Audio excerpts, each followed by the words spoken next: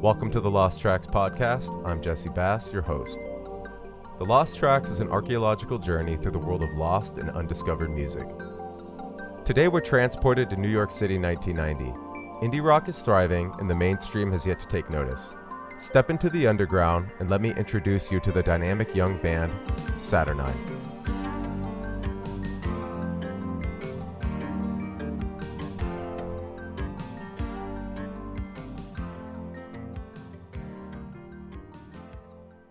Indie rock is a subgenre of alternative rock. Today it is distinguished by its various musical approaches that don't quite align with the mainstream. Grunge, punk, and psychedelia to name a few. However, indie rock was originally defined by its distribution. In short, if a rock band released its music through an independent record label, that was indie rock. For context, there used to be 6 corporate music giants: CBS, MCA, Capitol, WEA, RCA, and Polygram. Independent record labels didn't rely on any of them for distribution. Indie labels popped up around the country in volume by the late 70s. It was a reaction to punk rock and its offshoots. There were so many new bands and styles of music that never had a shot of being signed to a major label. So naturally, bands and capitalists started to form their own labels to address this need. However, by 1991, the band Nirvana changed the entire indie rock landscape with their album Nevermind, which went gold and knocked Michael Jackson out of the #1 spot on Billboard. This was both a victory to the indie rock scene and the signaling of an end of an era that saw college radio stations, fanzines, nightclubs, and adoring fans come together to create an underground communications network to support new and emerging musicians. Had the band at the center of today's episode stuck together, I'm sure they would have made their mark like so many other bands before them. Unfortunately, that's not how their story played out. And that's where I come in. I never know where I'm going to find the next discovery. Sometimes I'll dig for days and find nothing. Other times, the universe delivers one to me on a silver platter. It all started with a serendipitous run-in at the Goodwill. On this particular day, I arrived to a completely empty bin of records. Literally nothing was left. Confused, I scanned the room to find that one customer had loaded his cart with the store's entire stock. I struck up a conversation to see what this guy's deal was. As it would turn out, he was an online reseller who had no intention of letting me dig through the records in his cart. However, he did offer to take me back to his house and search through his complete collection. According to him, it was quite extensive. Not even 10 minutes later, I was following him back to his place. This was the free candy in my van equivalent for a grown man. Luckily, no Amber Alerts were issued that day. I pulled up to his house, and oh my god, this guy had music in every room. Kitchen, bedroom, garage, none of it was organized. Just quality music scattered in every corner. I'm talking about some real obscure esoteric stuff. Records I've been on the search for years were just chilling on this guy's coffee table. Music collections like his are an anomaly. By the 90s, music culture shifted away from vinyl and was replaced by the CD. And by the early 2000s, cassettes were discontinued. Physical records and tapes were seen as obsolete, and in a lot of cases, they were tossed away and destroyed. To find a treasure trove like his was special, and to think it all started with a conversation at Goodwill. After an hour of digging, I asked if he had any tapes. He pointed to a box by his sink. That's when I noticed the cassette, Roto Chipper Paint Remover by the band Saturnine. The J-card was blood orange, and the artwork was of an industrial-looking machine. The cassette looked aggressive, almost like a hardcore album or an 80s noise band. There was verbiage on the tape that read, 15 hardened steel tooth cutters rotate to chip away paint and rust from metal, rock, and concrete. I expected thrashing guitars, wailing vocals, and abrasive sounds. Some of my expectations were met, but what I could not have predicted was just how melodic this tape would turn out to be. Here's the first track off the tape, an indie rock anthem and all-around kick-ass song with one of my favorite guitar riffs of all time. This one's called She's Overreacting.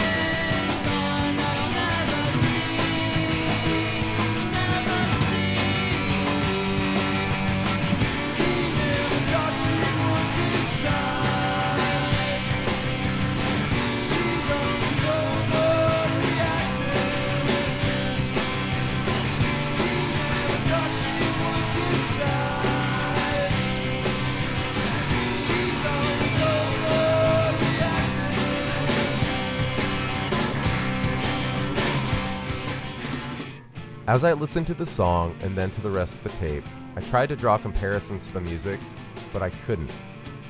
There are musical influences from across the alternative rock spectrum that collide in these songs to create a really unique sound. I turned the tape over and read the 4 names on the back: Richard Bulliett, Fontaine Toups, Jason Asnes, and John Dale. Next to the credits was a snippet of text that gave us a bit more context on the band's history. It said Saturnine was together for 2 months and played 2 shows during the summer of 1990. Now they all play in other bands. This tape was recorded on a 4th track in New York City, C&P 1992 Saturnine. That just amplified my curiosity. I needed to know the story behind this enigmatic band. How did they form, record an entire album, and play 2 shows in 2 months before vanishing altogether? That's like going from 0 to 100, then back to 0. We were able to track down Richard through a quick Google search. That's when we learned he is still performing and making music with Fontaine and the band Versus, which was founded in 1990, the same year as Saturnine, presumably after their rise and fall. We sent him a message and he replied back. Before we even had a chance to ask about the other band members, Richard asked if we could host a joint interview with Saturnine's bassist Jason. We of course said yes. It took a few months for everyone's schedule to align, but in the last month of 2023, we all logged on to Zoom for what would become our most fun and surprisingly cathartic interview yet.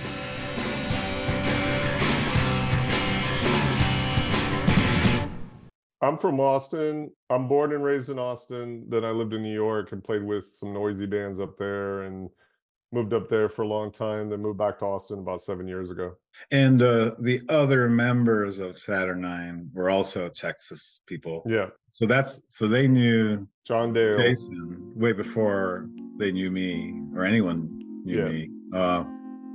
And so that's how the connection was made. Like that's because I had been playing with Fontaine and John Dale before Jason moved there. But John Dale was like, he was my roommate in Austin, and then he was the t-shirt guy for Nice Strong Arm on tour. So yeah, it's kind of like, you know, all full circle. And I guess they knew that I knew Nice Strong Arm. Mm-hmm. So that's how we started playing.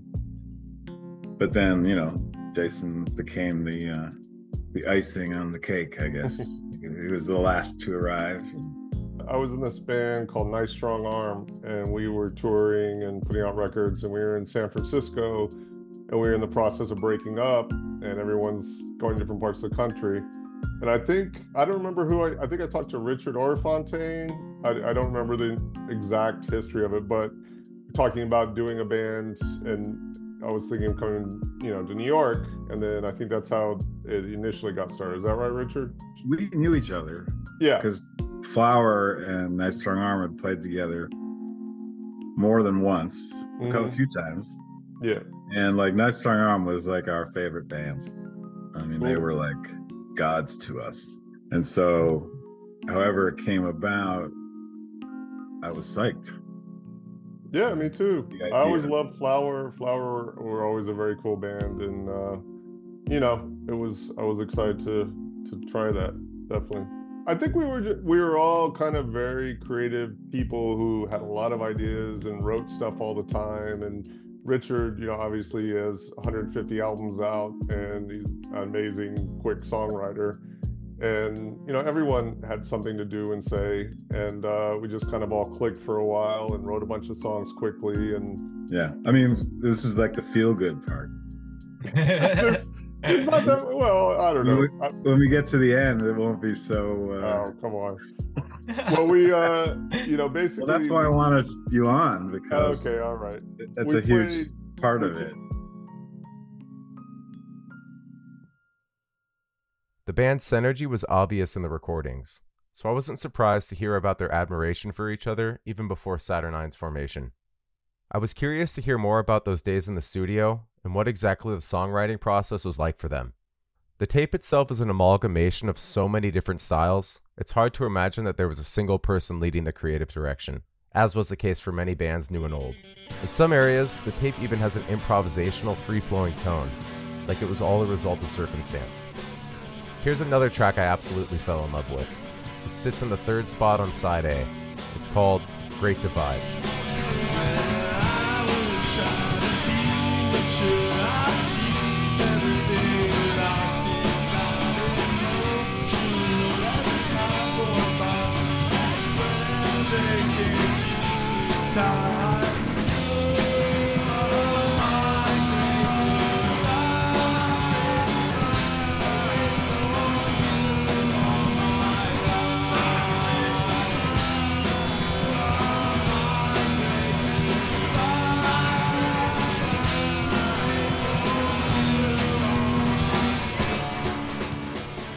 this music came out of kind of out of nowhere.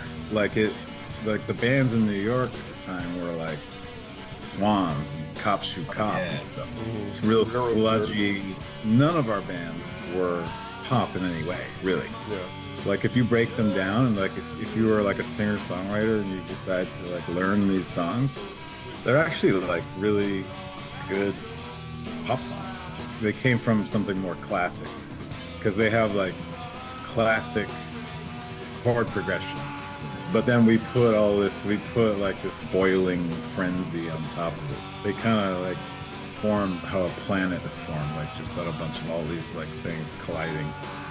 I think that's really the case. Like, you know, Fontaine, I'd never played with anybody like Fontaine before, you know, and she's very talented and unique. And that was, you know, that was a whole new world. The interesting thing about this band, and this wasn't really like this before or after, is that we were all trying to sing. And it might have been Jason's idea, because Jason had a lot of ideas back then. Which is ironic, because I'm the worst singer. I'm not a very good singer, but like I have ideas, and it's like somebody sing this or I will. You're perfectly fine singer. On most of these songs, we're all singing. Sometimes one person will do the verse, one person will do the chorus, then one person will do the bridge. I mean, just that we even had bridges was unusual.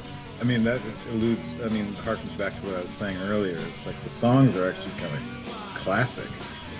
And then you throw in like 1990 New York, like pre-indie rock.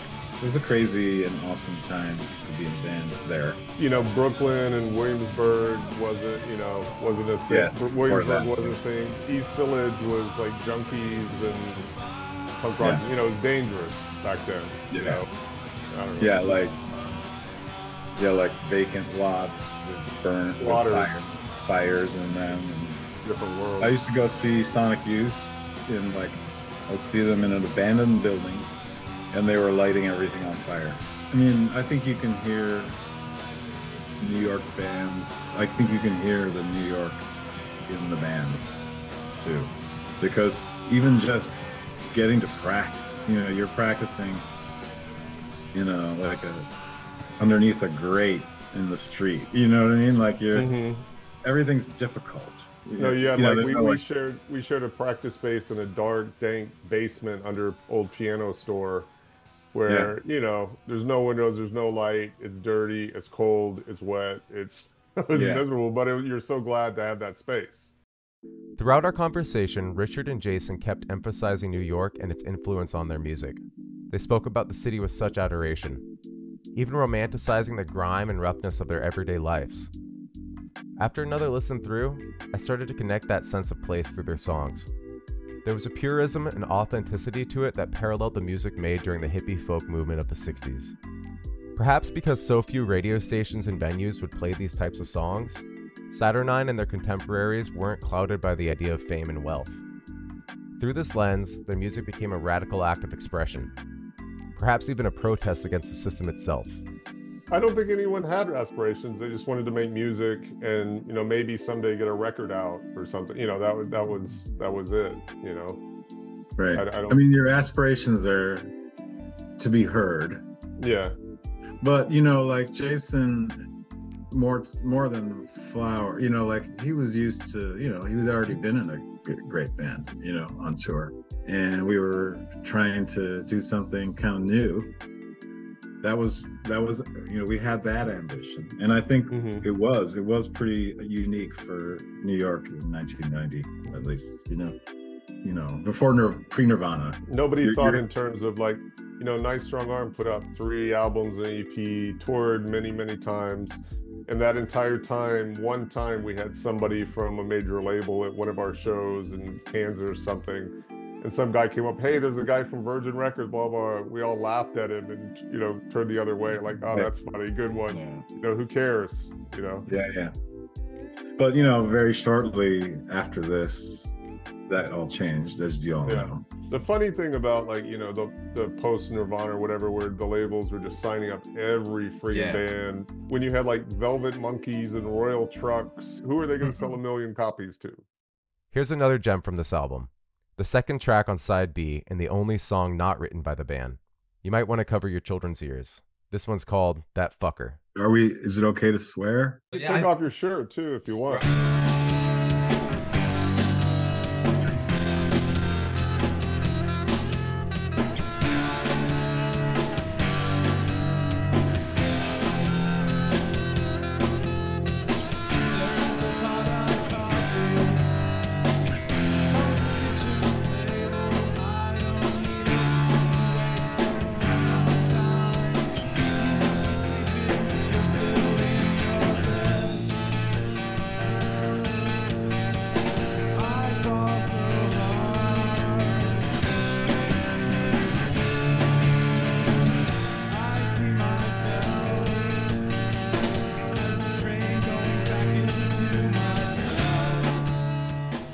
I think whatever powers that be that independent labels were present to document and archive the work of bands like Saturnine.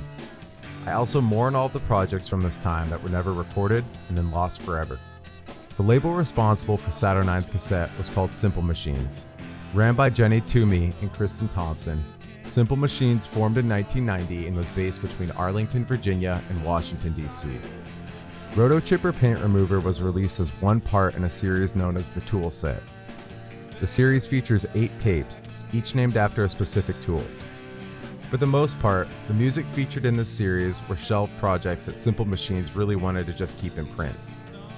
With a few cassette decks and some creative marketing, the Tool Set was born. The entire project started in 1991, but Saturnine didn't see the release of their album until 1992, 2 full years after the band had already split. The Tool Set series was discontinued in 1996 when demand outweighed the supply and masters for some of these albums were beginning to deteriorate. The popularity of these tapes was driven mostly by one artist under Simple Machines' banner, Dave Grohl. Immediately before he moved to Seattle and joined Nirvana, Dave entered the studio and recorded about 10 songs, playing all the instruments himself. He called his one-man band Late and delivered the cassette to Jenny Toomey, who included it in the series and gave it the name Pocket Watch. Then, in 1998, and after 70 releases, Simple Machines closed its doors. To quote the label directly, from 1990 to 98, running Simple Machines was a significant, hysterical, euphoric, despairing, and altogether extreme chapter of our lives. It took over every part of our house and mind, and we've loved almost every bit of it. The label was run basically by Jenny Toomey and Kristen Thompson from the band Tsunami.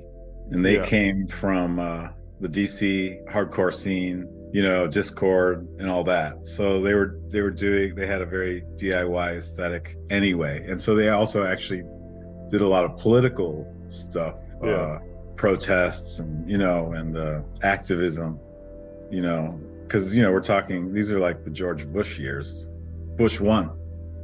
So, I mean, their cassette things were more like, they're like kind of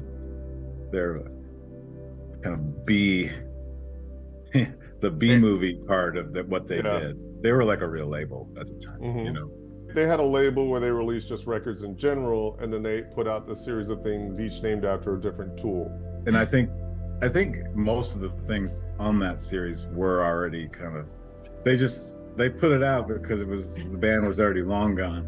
When it came out, it was a lost tape. By this point, I had a clear understanding of Saturnine's short time together and the subsequent release of their one and only album. But I still had one burning question we had been tiptoeing around for our entire interview. The breakup. What the hell happened? It was personal. Who's going to go first? Let's flip for it. We had some personal interactions and relationship stuff, and it got messy with, being young and dumb, and I don't know.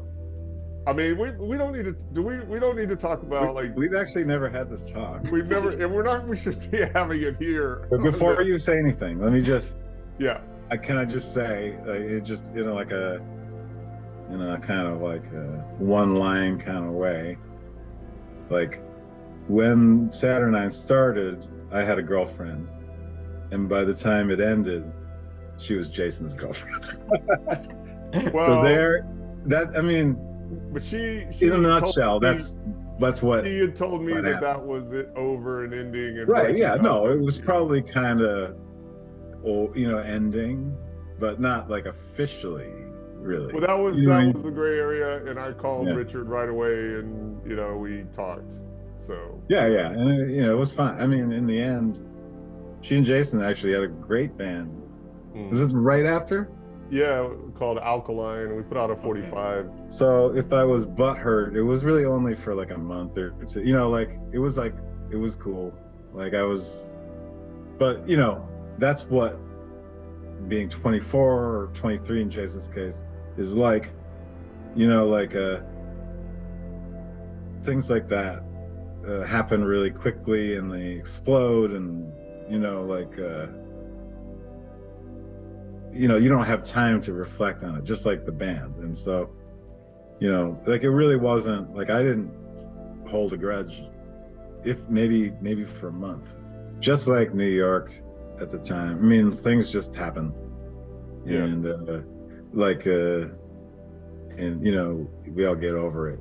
You can't be a New York band and get like hung up on feelings. Maybe if you're from some other city, but there you just move on. You just find the next thing. Yeah. But it is interesting because so Versus started right at, literally within a month of this ending, of Saturnine ending, and it immediately went right back to kind of simple, weird, non-songs. So I feel like the Saturnine thing and just all of us coming together at that time really made this kind of unusual thing. Well, there you have it. Sex, lies, and cassette tapes. For as complimentary as the bandmates were for each other, of course it would take something as powerful as a romantic relationship to split them up. It was understandably a little tense during this part of the interview, and it became glaringly clear why Richard wanted Jason to join him on our show. With decades in between these two in the band's drama, it was surprising to me that they didn't previously find a forum to converse on this topic together. I guess sometimes you just need a podcast invitation to really hash it out, and I was more than happy to set the stage for them. But regardless of how they arrived at this moment, I'm thrilled to see that there was no more ill feelings between them. Live and learn. As listeners, we can all enjoy Roto Chipper Paint Remover for the triumph that it is. A spontaneous burst of artistic energy that challenged the band members creatively and set a new standard for their work moving forward. I choose not to dwell too much on what could have been, but rather appreciate the band for what it was and all the wonderful work that followed. Since the band's dissolve, Jason went on to play for various bands including Sugar Time, Alkaline, Crown Heights, and the experimental rock group Swans. He also continues to DJ under the pseudonym DJ Angola. Richard still writes and plays for Versus, the band he and Fontaine formed following Saturnine's breakup. For 30 years, Versus has maintained and nurtured that same authenticity they started with and helped deliver indie rock into a new age. We encourage all of our listeners to check out Jason and Richard's other projects. While Saturnine only existed for a brief moment, these two continued their creative process and added tremendously to the world of music. We're currently listening to the final track off of Roto Chipper Paint Remover, Broken Song. A melancholic and strangely prophetic farewell that caps off the album perfectly. What they're saying goodbye to is totally up for interpretation. Whether it's a lover, friendship, or even the band as a whole, you can pick and choose between them all and be right every time. Just don't forget that with every end, there is a new beginning. Just keep on rocking.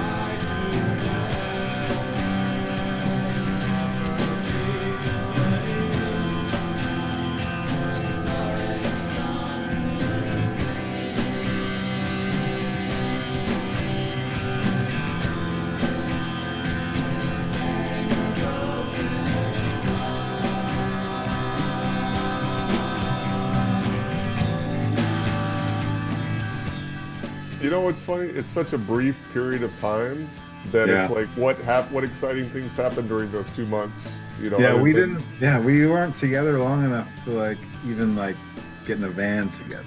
You know what I mean? That's when you really find out about if the band is real. You know, as if you can like stay together despite being in a van for like 6 weeks.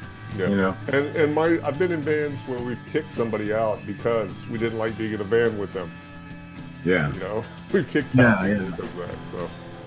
Yeah. So in a way, there's like it's not really there's no bitterness really. I mean, I'm the only one I guess who could have been bitter, but I had moved on. You know.